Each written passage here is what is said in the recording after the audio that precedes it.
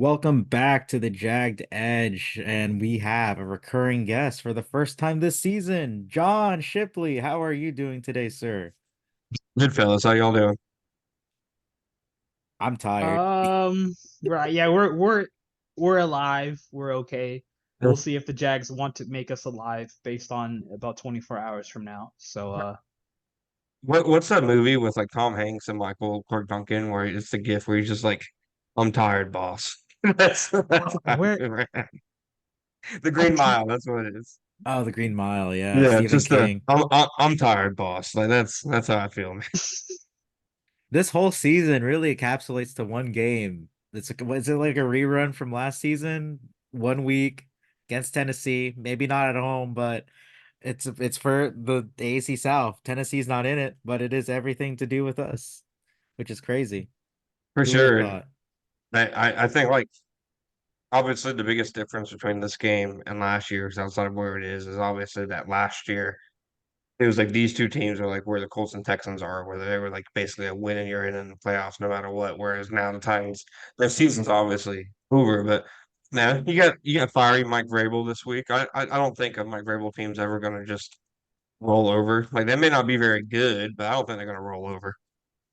That to me is the biggest thing. Where I saw somebody ask Mike Vrabel, um, something like, "Oh, how much do you want to win?" And he was fired up. He said explicit language in his press conference, so you can tell that he really wants it this week. And to me, that's for the Jags. I don't think they're looking ahead for this game. They have to take it seriously because the playoff hopes are on the line. But it's one of those games where if they don't take it 100% seriously, the Titans could, surprise them. So I am. This is going to be peak AFC South shenanigans, and I'm not looking forward to it. Doesn't help that we have to wait until tonight to see what happens on the other side. But like we talked about before we started this, that the mentality in the locker room is not to worry about anyone else. If you win the AFC South, and that's the only thing that really matters at the end of the Only thing that day. should matter. If you lose to this Titans team, you don't deserve to be in the playoffs. So that's just to me. If you go out and embarrass yourself to Ryan Tannehill in his probably last game and a really bad Titans team, where granted they have talent still. Every NFL team has talent, but if you want to really prove yourself and say we're better than this, then you can't drop this game. So just in terms of team mentality, if they lose, I don't even want to.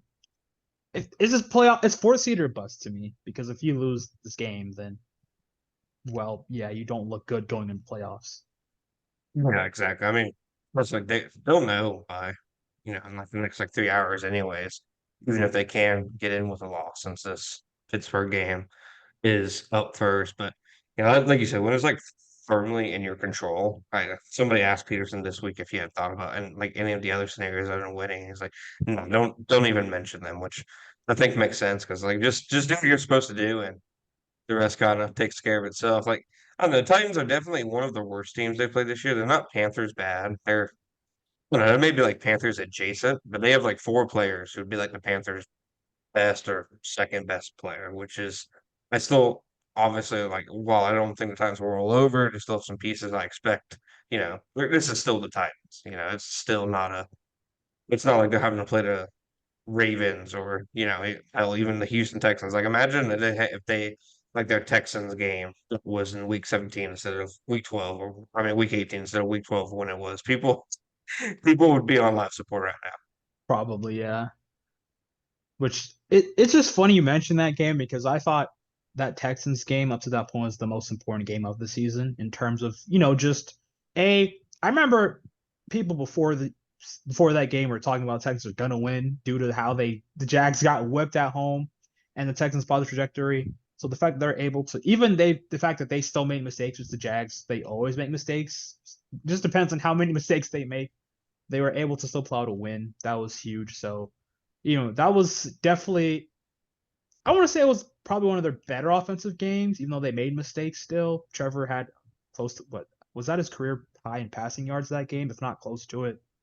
I think it was.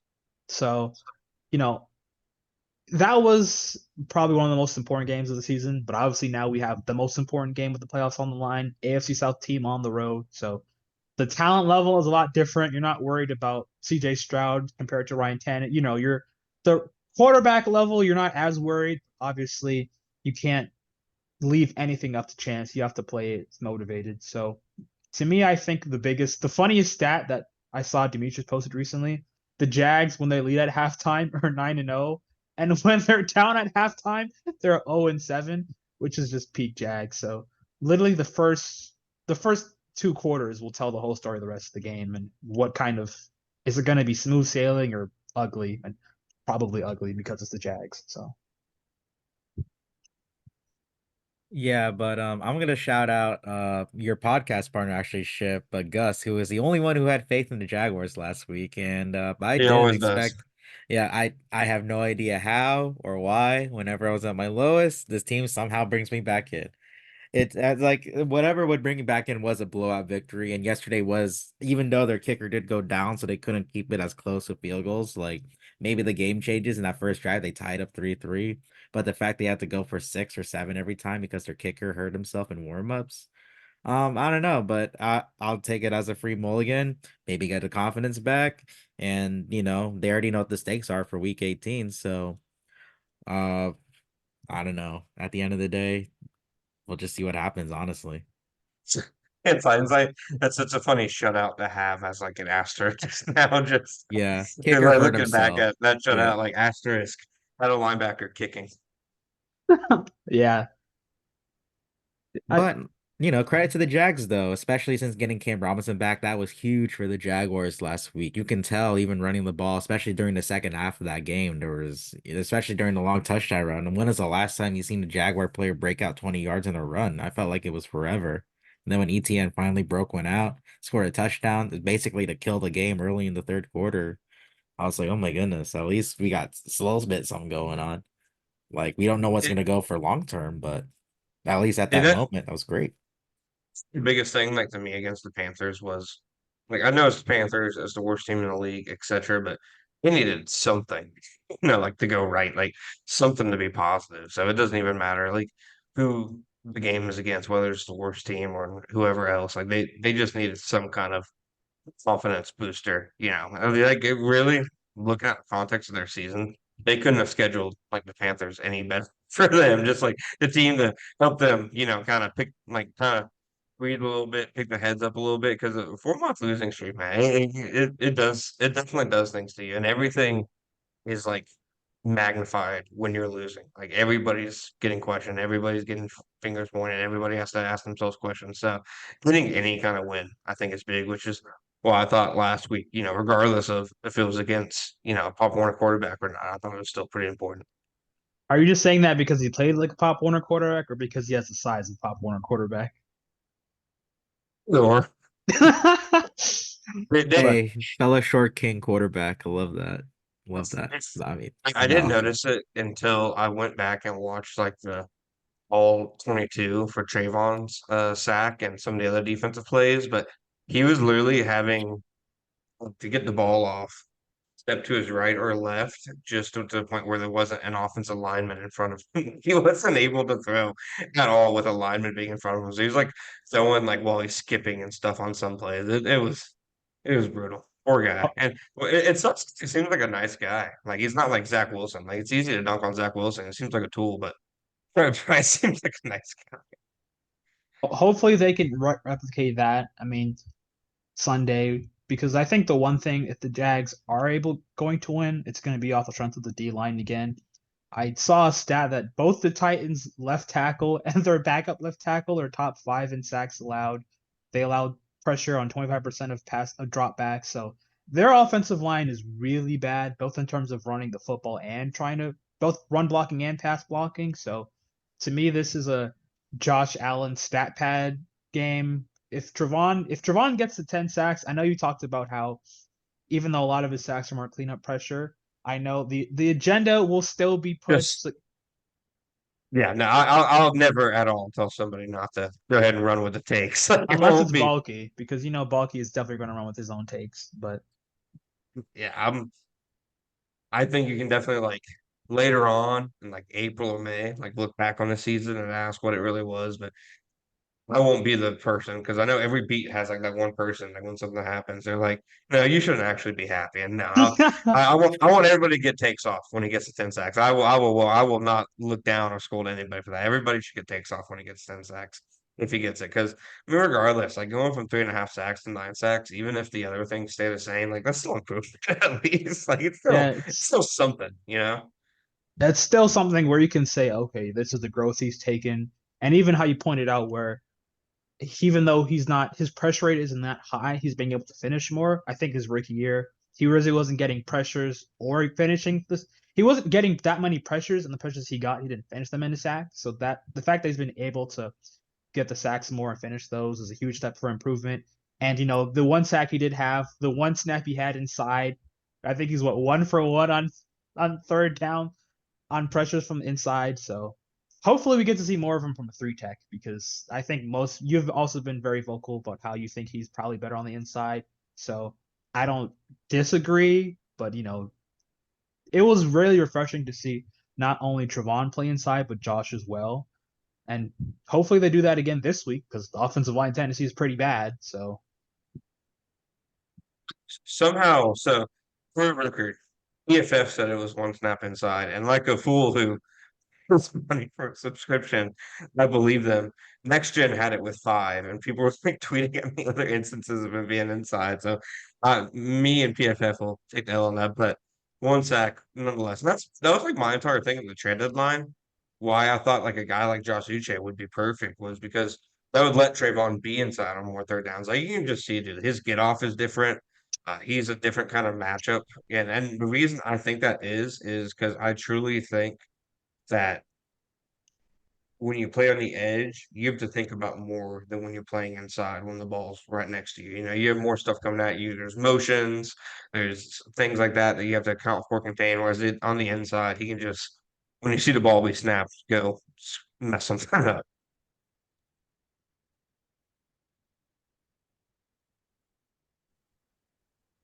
I mean, instead of Josh Uche, they decided to stick with Chase on as that speed rusher. So still a little bit disappointing, but I think the scary part is for our bet, the Titans' offensive line is so bad that if the Jags are somehow up large enough, could Chase on stat pad his way into 3 sacks? Probably not, but there's a non-0% chance.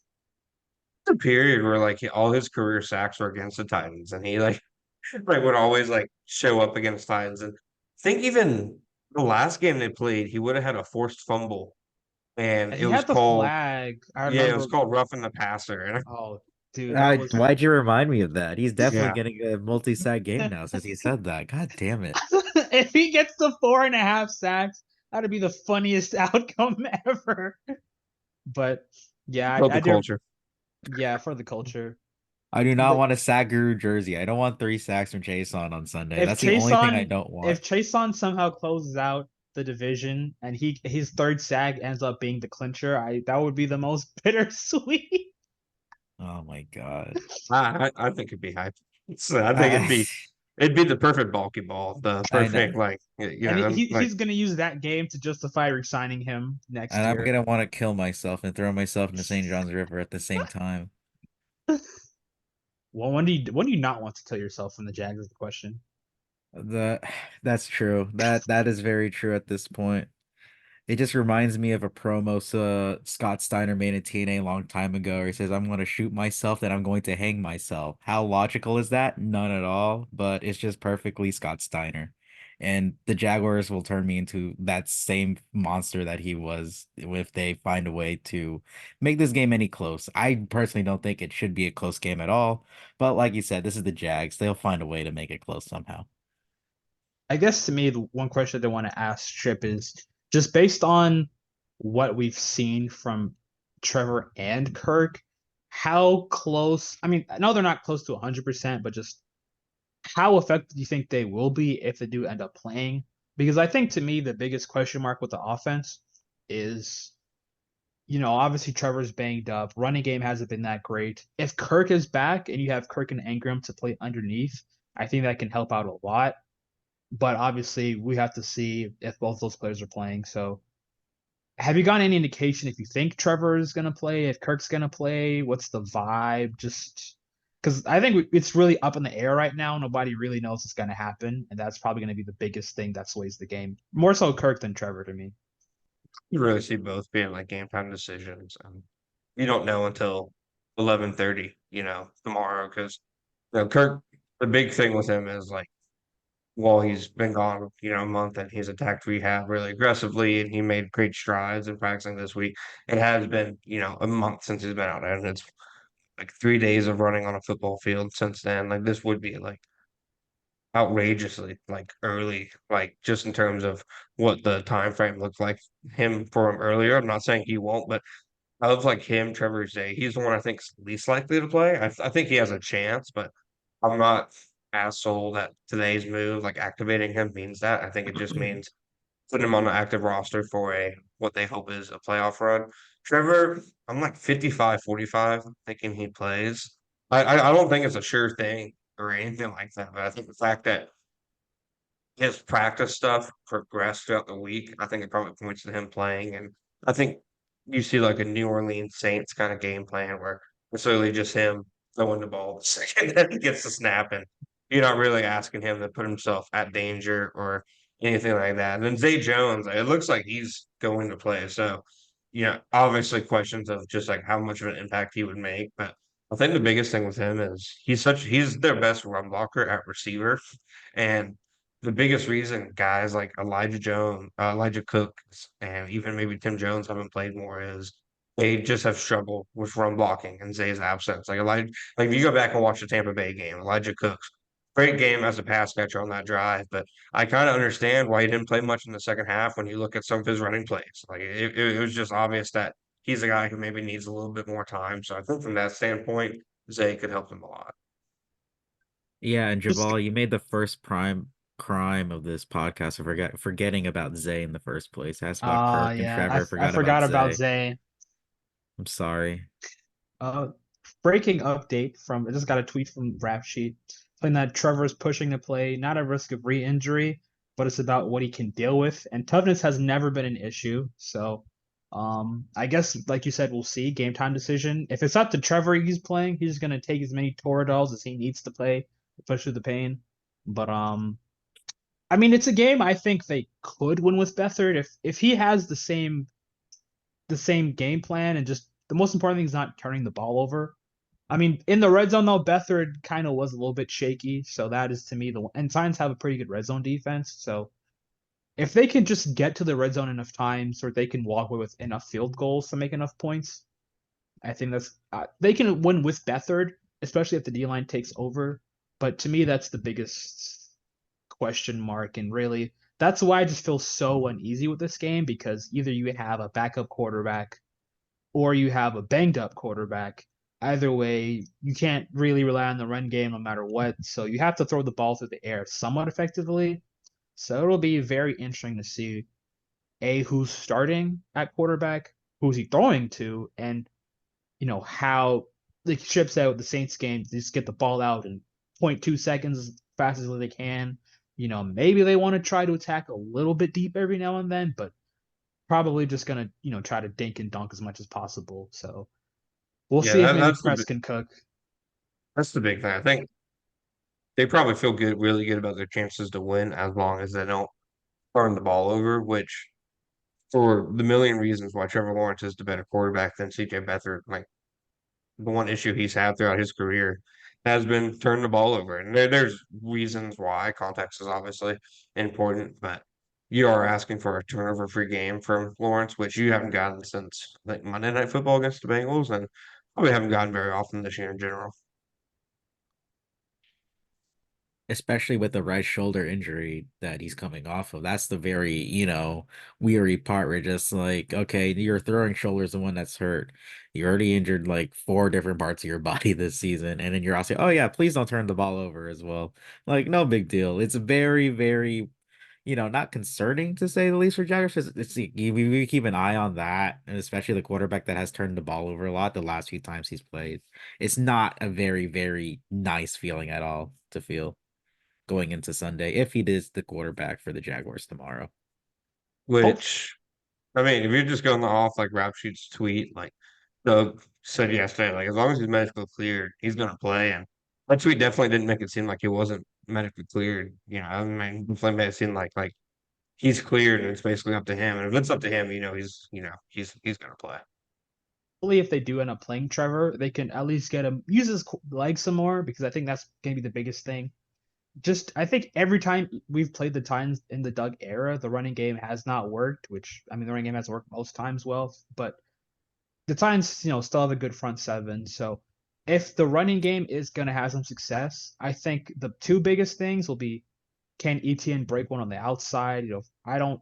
If they try to run the ball on the inside, I think they're just gonna get mauled. I don't think Jeffrey Simmons is playing, which is huge, but even still, the Titans still have a good front seven, and our offensive line still can't run block.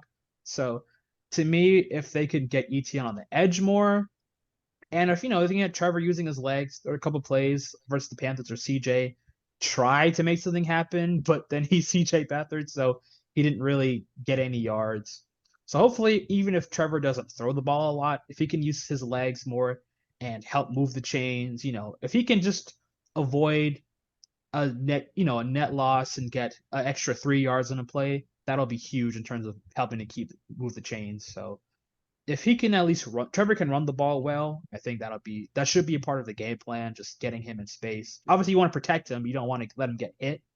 But if they can use a smart way to get him to get to the edge, and but just say, hey, also you're injured, so don't try to be Superman and play like Josh Allen all the time.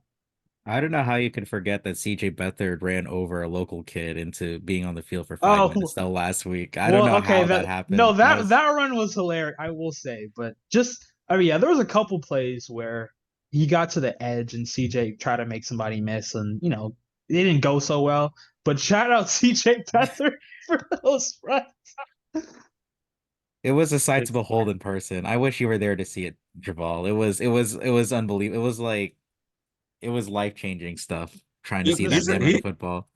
he's a like as far as backups go, I think you can like obviously like do a lot worse than him. I think at least that's what that game showed. Like you didn't really know what you had in CJ Beathard. I think as a like I know he started in San Francisco, but that was like really years ago. So I think he at least like showed something in that regard where you can people can stop asking why he's on the roster instead of next year's Nathan Work, whoever that might be. Going back, can we just be very glad that he came back from that hit? We didn't have to watch Matt Barkley play quarterback. I think I was so prepared for the world where Matt Barkley had to close out the rest of the game, and the first throw would have been a debilitating pick six. But thankfully Beathard was fine. I didn't even know Matt Barkley was on the active roster until he trotted out on the field on Sunday. I'm not gonna lie to you I, guys. I was just ready for the worst. When I saw the release that they signed him, I had to like double check and like Matt Barkley. There's two Matt Barkleys in the NFL because surely it can't be that Matt. Zach, is that you? Just kidding. Or Ruari? I still Jags, is can't that believe we dodged that bullet. But I I was also all for the snaps at the end of the game though. When I saw Matt Barkley going out there, it's like, let him throw one ball. Let him So throw one. let him Come chuckle. on. I was like, let just him rip throw it down one. the field. Just tell Yeah. Elijah Cooks to go deep.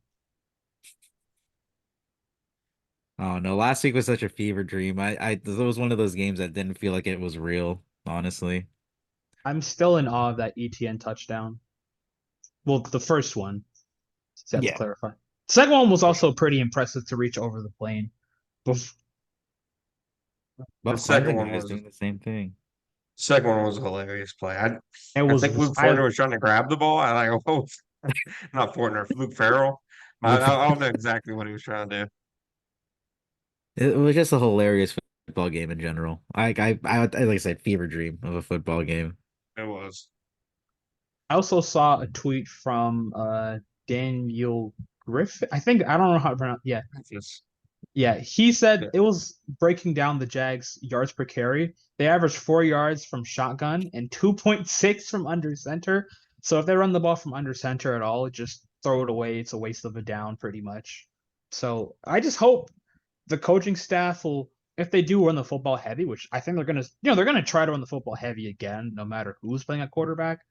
Just if you can maybe do some more outside runs, get ETN on edges because that's probably the only way he's gonna break a long one. But he only needs a little bit of space to break a long one. He's just that good. So also I won another long run for his stats because the yards per carry has been so bad. It's not his fault. Yeah, no, they definitely like what was that stat? One of like the analytics guys put out where it was like yards before contact, like per run, full running backs, and the Jags are like dead last in the NFL. Like they're not even getting like a yard for. And I do think there are times where the running back plays a factor in that too. Like if your timing's off, or if you're going to the wrong hole, then that affects yards before contact too. It's not purely an offensive line stat, but it's it's obvious. I mean, like it's like Tank Bigsby gets tackled for loss on like every other carry, and you can tell like it's not his fault. It's just like guys getting back in there immediately, and I'm like, I don't know how you can get an opinion on any of these guys, like that. Like the fact that he has 11 touchdowns, I think, is a pretty big testament to him. Yeah, no, I just remember the first carry Tank got that game last week. He was like 4 yards behind the backfield. There's already a Panthers player touching. I'm like I know we give Tank a lot of crap sometimes. It's like, yeah, you're right. What is he supposed to do back there? I'm just like, my God, man. Why can't we get any push at all? This just seems like, pulling In our teeth. starting center, Uh, you and your Luke Fortner, fair enough.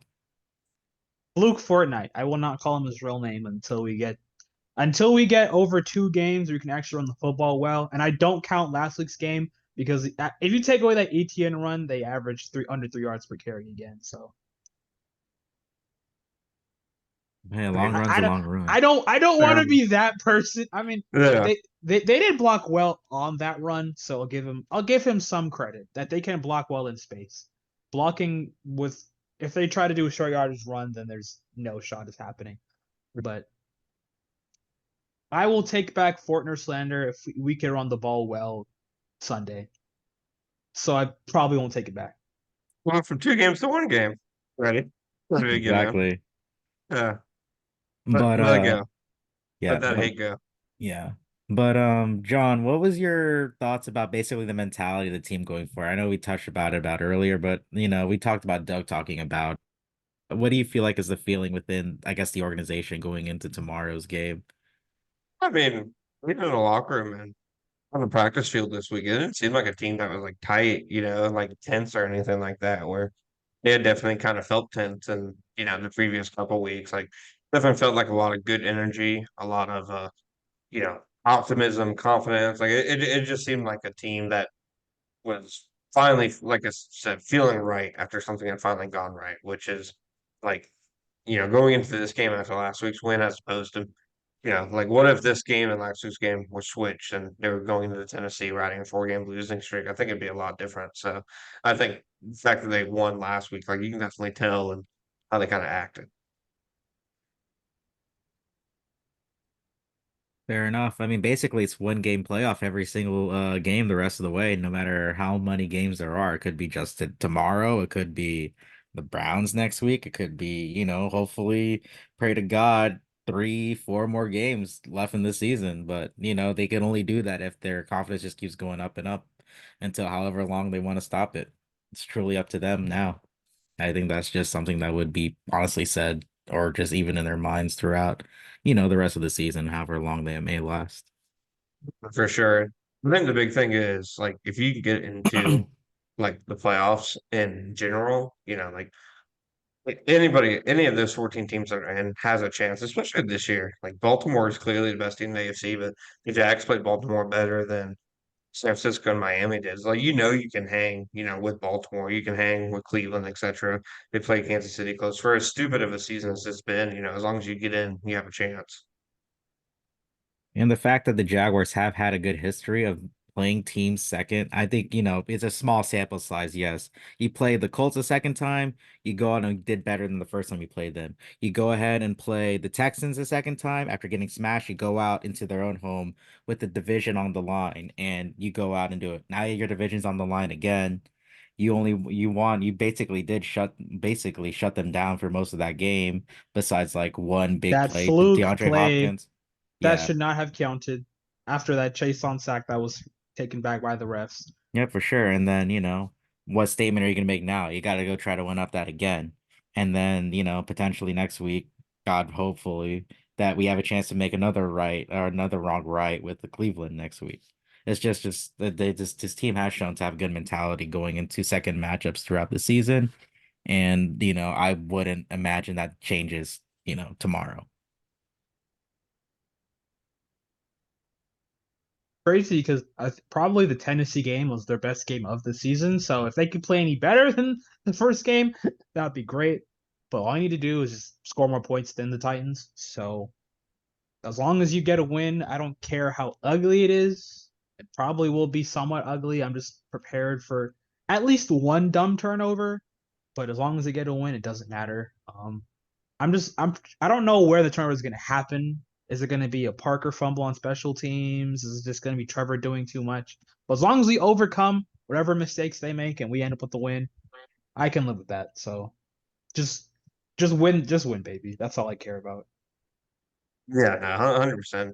I think that's the big thing with Trevor is when he did play against them in week 11. I think that's like his best game ever about like the limit of like EPA per play or EPA, not even EPA per play. So he's definitely like had success against Titans before last Even year yeah, in that Tennessee Nashville. game he had Yeah, when he that stiff armed Mason Cole into irrelevance. Scoreboard, the pointing at the Titans too. Just that was a game that would kind of turn around our season last year. But it's not about turnaround now. It's about making a statement, going back to back in the AFC South. I don't think that the Jaguars ever won a division back to back 2 years in a row. I don't think they ever have, right? in the 90s. They But they I don't haven't think it was had the AFC South then. It was the AFC Central yeah, technically. So yeah, they haven't had back to back divisional wins since then. AFC South, no, that never back to back. hopefully they can break the streak. I know depending on the results, either Colts or Texans will be very tuned in. So we'll see what happens. But it would just be great, not only in terms of just the locker room, but just showing the NFL, hey, it's been a bumpy year, but we're still, we're not a train wreck. We're not the same old Jags. So that to me is just the biggest statement where, and like I said before, I only want the 4 seed or the bus. Because if you lose this game and still make the playoffs, every team's going to be, oh, it's just the Jags. They're not that good anyways. I still think teams will kind of disrespect us a little bit, no matter, even if we do end up winning. But, as long as the team believes and they have faith, then that's all they really need to go on a run. So, plus, I think the Jags play better when they're the underdogs anyways. So, as long as they believe that they can win any game, that's what matters. So, it'll just be very interesting these next 24 hours, both in terms of watching Colts Texans, which I think will probably be stupid because AFC South, and then just Jags Titans. So it'll be very interesting these next few games, well, next couple games. And speaking 100%. of Like some of the which, yeah. Oh, no, go for it, John. I didn't yeah, mean to just cut like you some off. of the biggest games like they've had in the Peterson era. Definitely for sure. Second year, another chance to, beat the Titans to win the AC South, which is crazy since the Titans, for the longest time before Peterson came in, were the team to always beat us. And the fact that he's won 3 games in a row with the fourth one potentially to win the AAC South 2 years in a row for the first time ever in franchise history is honestly, it's still unbelievable just to see how far we've come from the Urban Meyer shit show, from the Who? Dave Caldwell, from any of the Dave Caldwell teams, Gene Smith, like any, however long you remember as a fan, to just going from, talking to the draft right about now to going for an AC South title is still wild to me personally. If we put it in that context, as frustrating as this season has been. I thought about it. I just remembered that the first game played versus the Titans last year blew them out on the road.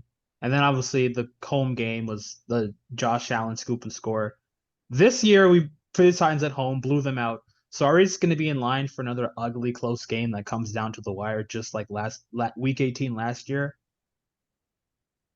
Well, the script doesn't lie. I don't, if we've been talking about reruns, you're probably going to be right. It's probably going to go down to the wire for no reason at all. I think it's That going to be Chase. closer than people think. I really do. Oh, I would be surprised. I mean, it could be a blowout if everything goes right, and it can. But just based on the injuries, Mike Vrabel, and just the Jags being the Jags, I could see this being a 10-7 game at halftime. Especially for Hope trailing last year, week 18, where we were down to Josh Dobbs at halftime. I was there with my fiance and my dad, and we were all just looking at each other like, I was ready to end it guys. all. This bet is like, I think everyone in that stadium that day had that same feeling like, we can't do this, right? There's no way they can do this. And And the then fact that we didn't Rayshawn take and the Josh lead, Allen saved our lives. yeah, 3 minutes to go in the fourth quarter when we took the lead for the first time. And then it was like, oh, I could see that being the same thing. Like, either that or just the last play, literally the last drive of the game, we take the lead on something stupid. Nothing, no outcome would surprise me. We could get blown out. I wouldn't be surprised. We could blow them out. I wouldn't be surprised. There's no in between in this game. we're just so indifferent. I talked about it before and I'll say it again. We're just so indifferent to whatever happens tomorrow. But it's crazy than just, riding out waiting for the draft still. So I'm grateful, but also, I'm tired, like I said at the beginning here. But Yeah, no, hopefully it this like at the very least, like in terms of how Jag seasons have gone, at least says something that 9-8 would be a disappointing season for them, right? Like a long time 9-8 would have been amazing. it's just the fact that the way that we got there. It's like he was like, what would you take as a Jaguar fan in 2016 when we were 3-13, Blake Bortles looked like dog shit. We had kind of promise and tell them, we would have to wait another like 8 years to get two winning seasons in a row. Would you take that? Without any context, I was like, yeah, I would take a 8-8, 9-7. We don't know if there's gonna be an 18th game or whatever. Would you take two 9-7 years in a row? Yeah, I definitely would. But I hope it's 10-7 with the AFC South title, and I have to drop another $100 for a stupid football.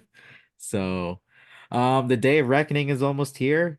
24 hours from now, we'll find out if we are AFC South champions once again, and we'll get to score predictions. John, you are our guest, so I'm gonna let you start off first. What do you think is the final score tomorrow? 20-13 Jaguars. And I agree that halftime I'd be like 10-7, 10-6, something like that. I think they win. I think everybody's happy, but I don't think it's like last week's game where you basically know by like 2:45 that they're gonna win. Javal, what about I'm you? I'm going full rewrite 20-16. 2016 Jags, just like how it was last year. Cisco blitz, Chase on gets the forced fumble touchdown. No, I'm just trolling.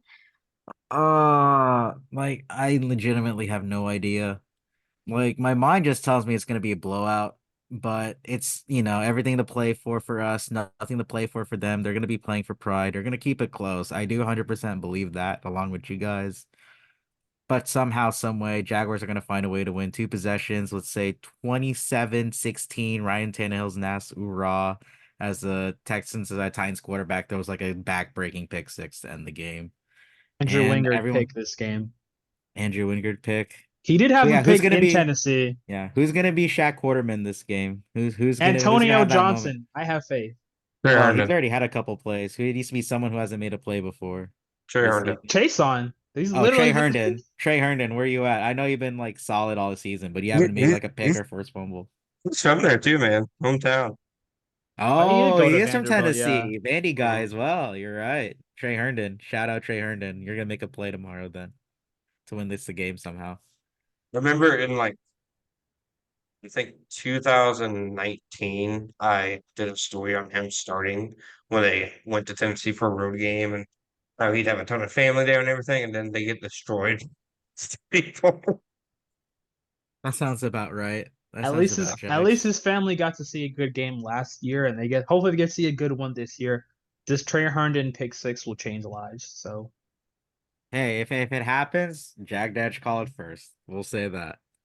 is it too late to me to revoke my score prediction? I think it's already been said. I'll say it'll be 20-16. I just don't know who's gonna be the victor, but I could see it being 20-16 no matter either both teams 20-16. Hopefully it's the good guys, but there has to be some pessimism. It's too much optimism on the score predictions. Yeah, you know what? Thinking about it, I'm fired up. The other football that I watched, Newcastle beat their bitter rivals in Sunderland today 3-0. We fucking smashed them. We have to taste our inbred rivals in the Tennessee Titans tomorrow. In 24 hours from now, we will be hosting that AFC South crown once again. I So hope. I'm just hoping, man, that I'm bought in. I hate it. I'm bought in again. This is the worst feeling. Feeling a little bit of confidence for their team. And even just an AC South, like two straight AC South ties. You can't really ask for anything more, honestly, at the end of the day. Like one game at a time for real this time. It's winning in. If you don't win, and you're like you said, it doesn't really matter if you lose because you felt like you lost control at that point. Just need that little semblance of control. And hopefully that's an AFC South win. But halftime, then I can relax. If we're done at halftime, I will get the news ready. Any final thoughts before we let you go, John? Thank you No, I again mean, for helping us out. I think they win. I think they get a second straight AFC South title, which, yeah, 10-7, considering where they were at. They were playing for the 1 seed like 5 weeks ago, and then they fumbled the bag. I get that's disappointing, but still, two AFC South championships in Doug Peterson's first 2 years, I think, would be a rousing success. So I think good vibes 24 hours from now. Absolutely, John. Thank you for joining us again, and then another episode of the Jagged Edge. We're really grateful to have you here. Another long but yet frustrating, but kind of fruitful season. No matter what happens tomorrow. Thank you for all your hard work over the past. God, was it you've been working with the Jags for how long? Now? Almost it's like 19, 20, 7 years. 21, 22, 23. I think that's my fifth year. Fifth year, Jesus. I feel like you've been talking about Jags forever though, but I've been, following you for forever, basically, since you've been covering Jags. So just to see your growth from, you know, just starting to write to now with SI, it's unbelievable. So Appreciate it, man. no matter what Appreciate it. happens, you've done like tremendous work and Appreciate it, can't man. wait That to see really what's does mean a next. lot. If you don't follow Ship already, then you are wasting your time. Ship, tell people where they can find you. Hey, you can find me at _John_Shipley at Jaguar Report, si.com/NFL/Jaguars. We post daily stories, live from the facilities. You can find me, most often on Twitter. I'm not gonna call it X. I'm never gonna make that move. So you can find me there Elon whenever. Musk, den forbanna Heskuk. If you're Norwegian, shout out to you. But John, thank you again for helping us out. I think Javal and I are just gonna waffle a little bit longer just in case this is our last podcast of the season. Appreciate it, So, guys. all right, John, you have a good rest of your night now. You too, guys. Hopefully, we'll get to talk to you in a win tomorrow. Yes, sir.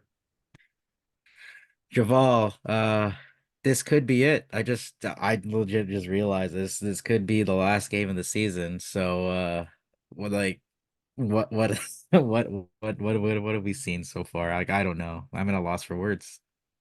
This could be either one more go or it could be it. Is I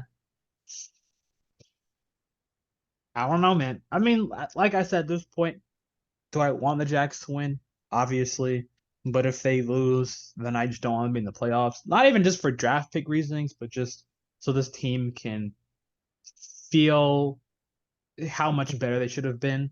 But like you said, it would be great to win the AFC South back-to-back years for the first time in existence. So I don't know. We will very much see.